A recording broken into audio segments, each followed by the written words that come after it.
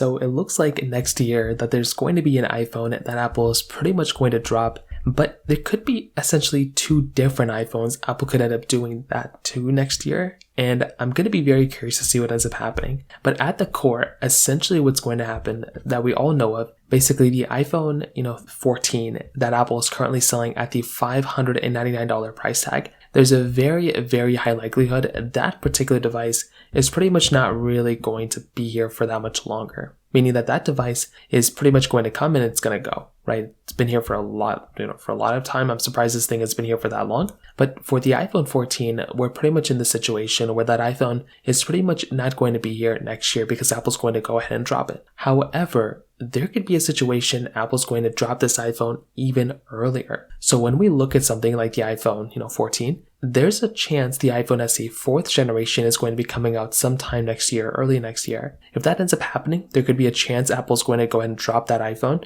and pretty much remove the iPhone 14 at the same exact time. There could be a chance it doesn't happen, but there's also a very, very high chance something like that is probably going to end up happening. Now, on the flip side, with the Pro iPhones, Apple's, as always, so we pretty much know at this point, Apple's going to go ahead and remove the iPhone, 16 Pro, iPhone 16 Pro Max. Those iPhones are pretty much not going to be here that much longer either. But on top of that, another very interesting thing here is that with something like the iPhone 14 Plus, Apple could theoretically go ahead and remove that iPhone as well. Will Apple go ahead and take that iPhone 14 and drop, or 14 Plus, and drop it down to, $499 or $599? I don't think so, right? There could be a chance Apple will sell the iPhone SE 4th generation and the iPhone 14 Plus at the same price. But I kind of don't think that's going to end up happening. I kind of feel like Apple would do something more so where they would just keep the iPhone SE 4 at that $599 price tag, maybe even keep the iPhone SE 3 at $429, and then maybe, just maybe, they will go ahead and start removing the Plus series